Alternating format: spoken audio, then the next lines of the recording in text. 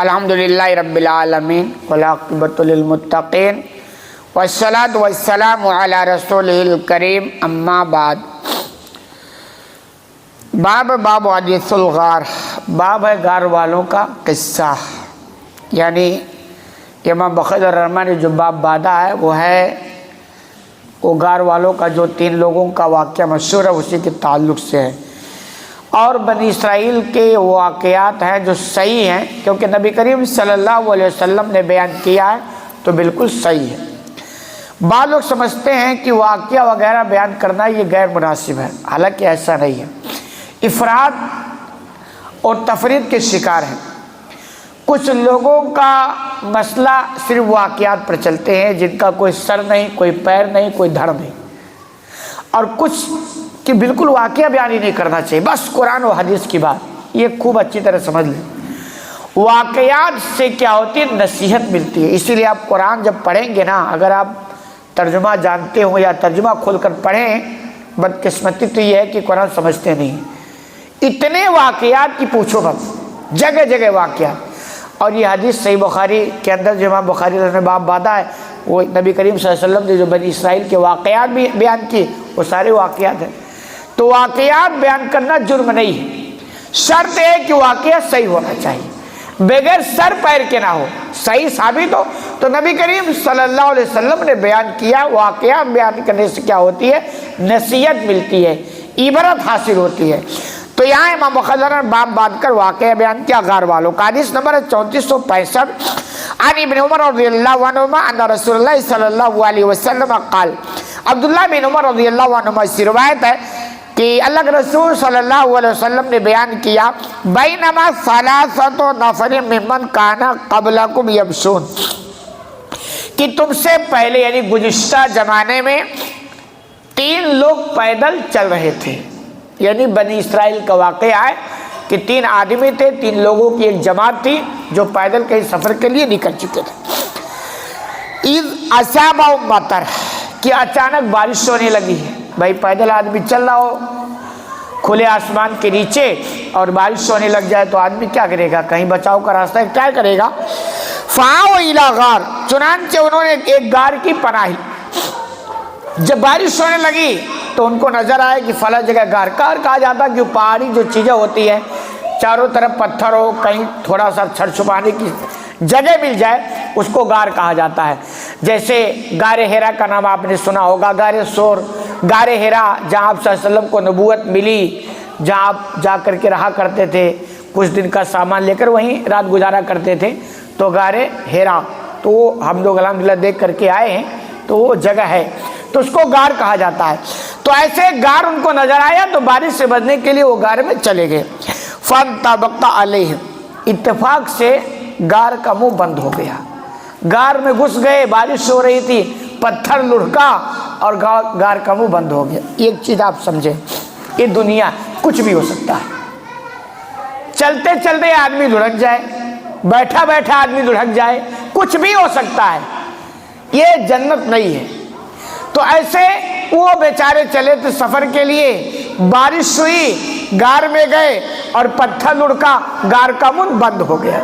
اور ایک چیز اور یاد رکھیں کہ اللہ کے منشا کے بغیر کچھ بھی نہیں ہوتا ہے، جو بھی کچھ ہوتا ہے اس کے پیچھے اللہ کی منشا کار فرما ہوتی ہے، اس کے مرضی کے بغیر، اس کے منشا کے بغیر نا درخت کا کوئی پتا نہیں ہلتا، یہ ہمارا عقیدہ ہونا چاہیے۔ تو اللہ کی مرضی ایسی تھی، منشا ایسی تھی، بہرحال غار کا منہ بند ہو گیا۔ فقال بعضهم لبعض، تو انہوں نے آپس میں ایک دوسرے سے کہا، ان واللہ یا ہؤلاء لا ینجیکم الا الصدق الا الصدق، تو انہوں نے آپس میں کہا اللہ کی قسم یہاں سے نجات کا کوئی راستہ نہیں ہے سوائے سچائی کی، یعنی اب ہمارے پاس اتنی طاقت نہیں یا کوئی ایسی چیز نہیں کہ ہم اس کا منہ کھول سکیں۔ وہ بڑے بڑے پتھر آپ دیکھے ہوں گے پہاڑوں میں اٹھانا کتنا مشکل کام ہے، اٹھایا نہیں جا سکتا ہے، اب تو بہرحال ٹیکنالوجی آگے الگ چیز ہے۔ تو کہہ رہے ہیں سچائی کے علاوہ کوئی راستہ ہمیں یہاں سے نکلنے کا نہیں ہے۔ فَلْيَدْعُ كُلُّ رَجُلٍ مِّنكُمْ بِمَا يَعْلَمُ أَنَّهُ قَدْ صَدَقَ فِيهِ، تو انہوں نے کہا ایسا ہے تم میں سے ہر شخص کوئی ایسا کام کیا ہو، نیکی کیا ہو جو صرف اللہ کے لیے کیا ہو اس کے وسیلے سے وہ اللہ سے دعا بن گیا۔ وسیلے کا تعلق ہے نیکیوں سے، یا اس میں وسیلہ ایسا نہیں کہ وسیلہ درستی نہیں ہے، بس وسیلے کا طریقہ ہونا چاہیے۔ آپ نیکیاں کریں، اس نیکیوں کا وسیلہ بنا کر اللہ سے دعا کریں۔ اللہ کے اسماء الحسنی ہے، اس کا وسیلہ بنا کر آپ دعا کریں، کوئی مسئلہ نہیں ہے۔ غلط طریقے سے آپ وسیلہ نہیں لے سکتے ہیں۔ تو یہ ہے کہ کہاں ہم میں سے جو بھی ہے، ہر کوئی اپنا اپنا وہ نیکی یاد کرے جو اس نے صرف اللہ کے لیے کیا ہو، دنیاوی کوئی منفعت اس کے ساتھ وابستہ نہ ہو، اور اس نیکی کو وسیلہ بنا کر اللہ سے دعا کرے۔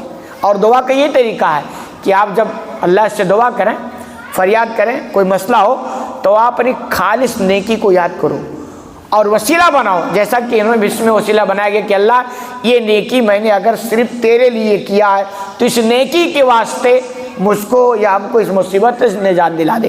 تو کہہ رہے ہیں، تو اس طرح انہوں نے کہا۔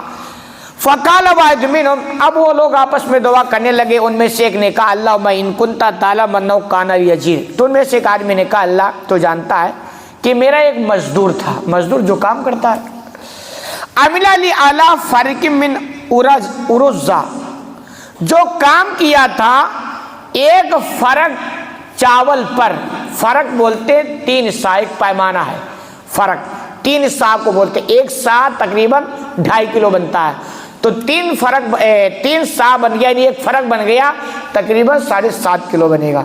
تو کہہ رہے ہیں کہ ایک میرا مزدور تھا اور ایک فرق پر اس نے میرے یہاں مزدوری کی، فذاب و ترکو، کوئی بات ہو گئی، پوری تفصیل نہیں، یہ کہا سنا، یا مزدور کو غصہ آ گیا جیسے ہو جاتا ہے، تو وہ غصے میں آیا، چلا گیا اور مزدوری بھی نہیں لیا، وہ بھی چھوڑ کے چلا گیا۔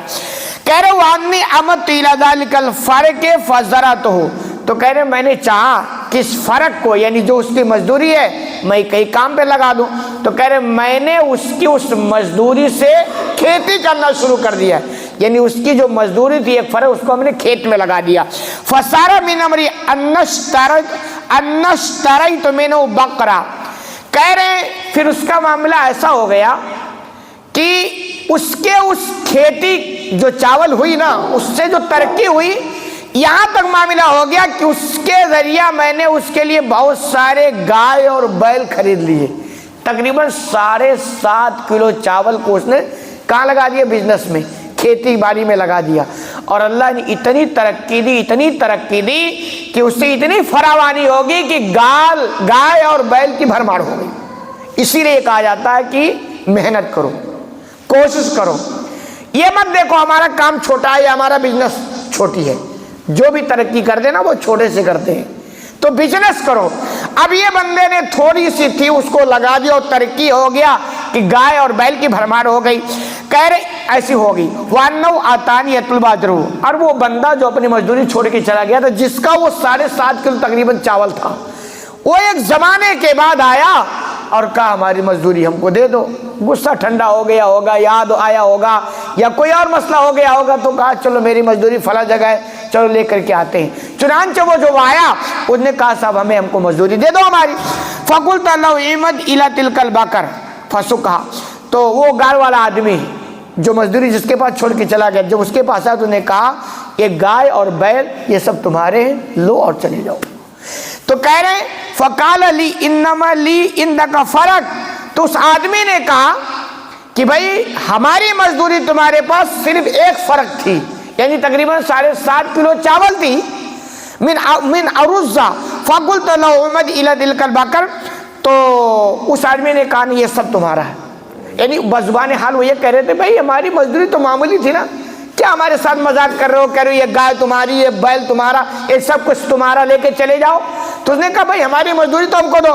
فَإِنَّ مِن تِلْكَ الْفَرَقِ، تو اس آدمی نے کہا یہ جو گائے اور بیل ہے نا وہ سب تمہارے اس ایک فرق سے ہے، یعنی وہ 7.5 کلو چاول جو تقریباً چھوڑ کے گئے تھے نا، اسی کو میں نے ایسا ایسا لگا دیا تھا اور اس میں ایسی ترقی ہو گئی ہے اور یہ سب تمہارا ہے۔ کہہ رہے فساتا، چنانچہ وہ بندہ لیا اور سب لے کے روانہ ہو گیا، جیسی بات خوشی کے مارے اور صحیح طریقے سے اس کو مل گیا، لے کے روانہ ہو گیا۔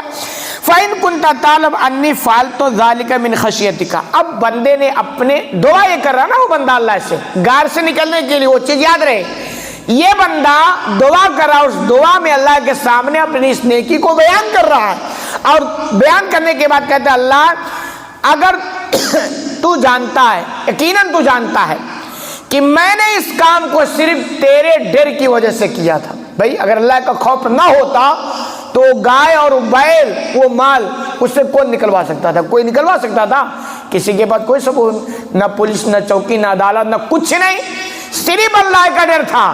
اسی لیے کہا جاتا ہے دنیا کے اندر بھی امن، شانتی، انصاف اور سچائی، دیانتداری، ایمانداری خشیت الہی کے بغیر ممکن نہیں ہے۔ دنیا والے جو پریشان، وجہ یہی ہے کہ آخرت کا تصور اللہ کا ڈر ہے ہی نہیں، اس لیے ہو ہی نہیں سکتا ہے۔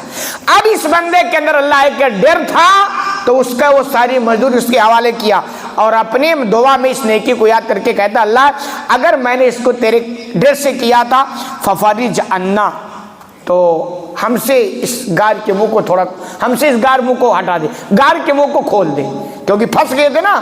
تو کہہ رہے فانساخت عنہم الصخرہ، چنانچہ اس دعا کے بعد وہ چٹان تھوڑا سا کھسک گیا، یعنی کھلا، اس کی دعا رنگ لائی اور تھوڑا سا منہ بن گیا، لیکن اتنا نہیں بنا کہ وہ نکل سکے، لیکن تھوڑا کھسک گیا۔ حدیث لمبی ہے، باقی بات انشاءاللہ اگلی درس میں۔ اللہ رب العالمین سے دعا ہے کہ الہ العالمین تمہیں کہنے سننے زیادہ عمل کرنے کی توفیق عطا